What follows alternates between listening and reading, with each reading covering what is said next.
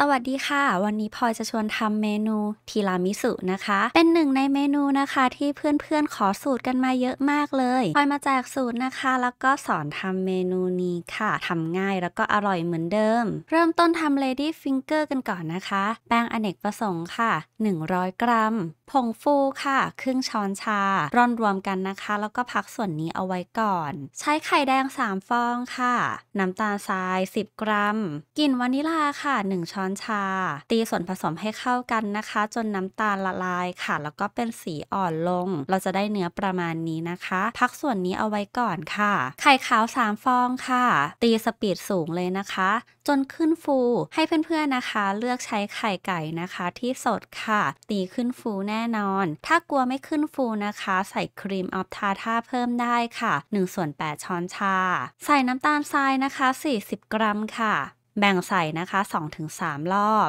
เราจะตีจนได้ยอดอ่อนแบบนี้เลยนะคะอันนี้สำคัญมากๆนะคะเพื่อนๆจะต้องตีให้ได้ยอดอ่อนจากนั้นนะคะนำไข่แดงมาผสมค่ะค่อยๆตะล่อมนะคะให้เข้ากันอย่างเบามือค่ะผสมทุกอย่างนะคะให้เข้ากัน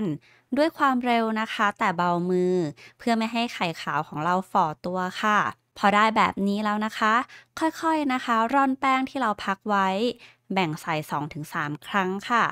การร่อนแป้งแบบนี้นะคะจะช่วยกระจายแป้งค่ะทำให้เราผสมได้ง่ายขึ้นค่อยๆตะล่อมนะคะให้เข้ากันพอเข้ากันประมาณนึงแล้วก็ใส่แป้งที่เหลือค่ะปาดด้านข้างนะคะก้นชามผสมทุกอย่างให้เข้ากันค่ะจนหมดเม็ดแป้งเราจะไม่ผสมนานนะคะเนื้อที่ได้นะคะก็จะได้ประมาณนี้เลยอย่าผสมนานเกินไปนะคะแป้งจะเหลวนำมาใส่ถุงบีบนะคะวันนี้พลอยใช้หัวบีบ 1A ค่ะ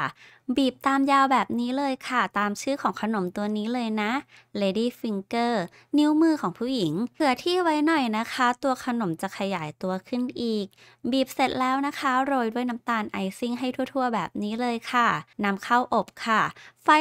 180องศานะคะบนล่างอบประมาณนะคะ20-25นาทีจนสุกค่ะไฟและเวลาปรับตามเตาของเพื่อนๆอีกครั้งนะคะพอสุกแล้วนะคะพักในถาดก่อนนะคะ10นาทีให้เซตตัวค่ะพอครบเวลานะคะ Lady Finger ของเราเนื้อก็จะกรอบเหมือนคุกกี้เลยค่ะเคาะน้ำตาลไอซิ่งออกให้หมดนะคะแล้วก็พักในตะแกรงให้เย็นสนิทค่ะถ้ายังไม่กรอบนะคะอบไล่ชื้นอีกรอบได้ค่ะเราสามารถทำตัว Lady Finger เก็บไว้ได้นะคะเก็บได้นานหลายอาทิตย์เลยค่ะมาทำน้ำกาแฟกันต่อค่ะน้ำร้อนนะคะ250กรัมค่ะผงกาแฟ15กรัมผงโกโก้5กรัมค่ะแล้วก็น้ำตาลทรายแดงค่ะ30กรัมผสมให้เข้ากันนะคะแล้วก็ทิ้งส่วนนี้ให้เย็นสนิทเลยความเข้มของกาแฟเพื่อนๆสามารถปรับได้ตามชอบเลยนะคะมาทำตัวครีมกันต่อค่ะพลอยใช้ไข่แดงนะคะ6ฟองน้ำตาลทรายค่ะ160กรัมผสมให้เข้ากันค่ะกลิ่นวานิลานะคะ2ช้อนชาถ้าสูตรแบบต้นตำรับเลยนะคะจะใช้ไข่ดิบแต่เพื่อความปลอดภัยเราจะนำไปอังน้ำร้อนนะคะเพื่อฆ่าเชื้อซาโมนาร่าจากไข่ค่ะ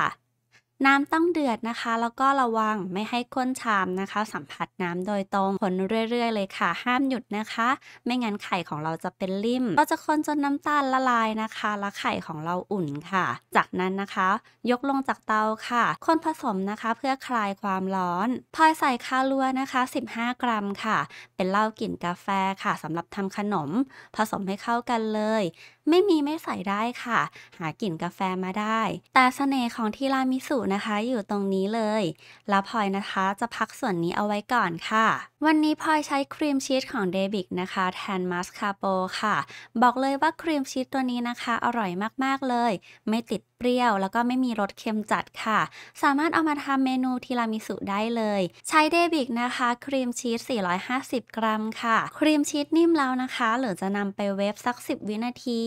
ใช้หัวตีแบบใบไม้ค่ะพลอยจะเริ่มตีที่สปีดต่ำก่อนนะคะจากนั้นปรับเป็นสปีดสูงได้เลยตีจนขึ้นฟูเลยค่ะครีมชีสตัวนี้นะคะตีง่ายค่ะเนื้อเนียนเราก็จะตีจนได้เนื้อแบบนี้เลยเนื้อฟูแล้วก็เนียนมากๆเลยค่ะเสร็จแล้วนะคะนำส่วนของไข่แดงมาผสมได้เลยตีสปีดต่ำก่อนนะคะเพื่อไม่ให้ครีมกระเด็นนะคะแล้วก็ค่อยปรับเป็นสปีดกลางค่ะแล้วก็พักปาดส่วนผสมสัก1รอบค่ะจะมีบางส่วนที่ยังไม่เข้ากันแล้วก็ผสมทุกอย่างให้เข้ากันได้เลย พอทุกอย่างเข้ากันดีแล้วนะคะก็จะได้เนื้อลักษณะนี้เลยครีมของเรานะคะดูเนียนแล้วก็ละมุนมากๆเลยค่ะพักส่วนนี้เอาไว้ก่อนนะมาตีวิปปิ้งครีมต่อเลยวันนี้พลอยเลือกใช้เดบิกดูโอวิปค่ะตัวนี้เป็นวิปผสมนะคะแต่อร่อยเหมือนวิปเดลี่มีส่วนผสมของบัตเตอร์มิลนะคะ66%เลยแล้วก็ไม่มีรสหวานเป็นแพ็กเกจแบบขวดนะคะใช้งานได้ง่ายมากเลยค่ะใช้เดบิกดูโอวิปนะคะ500 กรัมค่ะใช้หัวตีแบบตะกร้อนะคะตีสปีดกลางค่ะพอจะตีจนฟูเลยได้เนื้อประมาณนี้ค่ะเนื้อวิปปิ้งครีมนะคะจะไม่อ่อนแล้วก็แข็งเกินไปวิปปิ้งครีมของเรานะคะตีขึ้นฟูง่ายเนื้อเนียนมากๆเลยค่ะจากนั้นนะคะพลอยจะนำส่วนครีมชีสค่ะมาผสมกับวิปปิ้งครีมของเราแบ่งใส่นะคะ2-3 รอบค่อยๆตะล่อมให้เข้ากันนะคะปาดด้านข้างก้นชามผส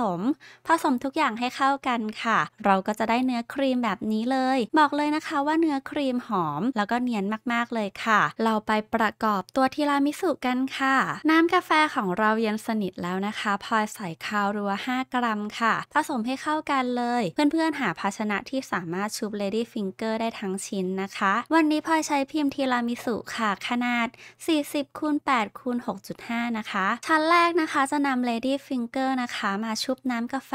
นับ 1-5 นะคะเสร็จแล้วนำมาเรียงในพิมพ์ได้เลยทำไปเรื่อยๆนะคะชั้นที่2เราก็นำครีมค่ะมาบีบให้ทั่วๆค่ะความหนาบางตามชอบเลยนะค่อยๆทำไปเรื่อยๆค่ะชั้นที่3นำ Lady Finger มาชุบกาแฟเรียงใส่เหมือนเดิมเลยชั้นที่4บีบครีมให้ทั่วเลยค่ะความหนาบางตามชอบจากนั้นนะคะปาดครีมให้เรียบค่ะพอจะนำไปแช่เย็นนะคะให้เซตตัวอย่างน้อยนะคะ2 ชั่วโมงหรือข้ามคืนค่ะก่อนเสิร์ฟนะคะเราจะโรยด้วยผงโกโก้ค่ะเสร็จเรียบร้อยค่ะสำหรับเมนูทีรามิสุหลายขั้นตอนหน่อยนะคะแต่รับรองว่าอร่อยมากๆค่ะเคล็ดลับความอร่อยของเมนูทีรามิสุสูตรนี้นะคะอยู่ที่เดบิกครีมชีสเลยค่ะเป็นครีมชีสนะคะที่ไม่มีรสเปรี้ยวแล้วก็เค็มจัดเนื้อเนียนละเอียดค่ะมีความอร่อยนัวค่ะหอมนมแล้วก็เข้ากันดีกับเดบิกดูโอวิปผสมออกมาแล้วลงตัวมากค่ะตัววิปครีมนะคะมีความอร่อยหอมมันนมเหมือนวิปเดลี่แท้ๆเลยแล้วก็ไม่มีรสหวานในตัวค่ะทานแล้วนะคะไม่มีไขมันมาเคลือบปากด้วยเพื่อนๆที่กำลังมองหานะคะวัตถุดิบที่ดีแล้วก็อร่อยพลอยแนะนำเลยค่ะหาซื้อนะคะครีมชีสเดบิกแล้วก็วิปปิ้งครีมได้ตามร้านอุปกรณ์เบเกอรี่หรือจะอินบ็อกซ์นะคะผ่าน Facebook เดบิกไทยแลนด์ได้เลยค่ะถ้าเพื่อนๆอยากให้พลอยทำเมนูอะไรอีกคอมเมนต์บอกได้เลยนะคะฝากกดไลค์กดแชร์คอมเมนต์เป็นกำลังใจด้วยนะคะสำหรับวันนี้สวัสดีค่ะ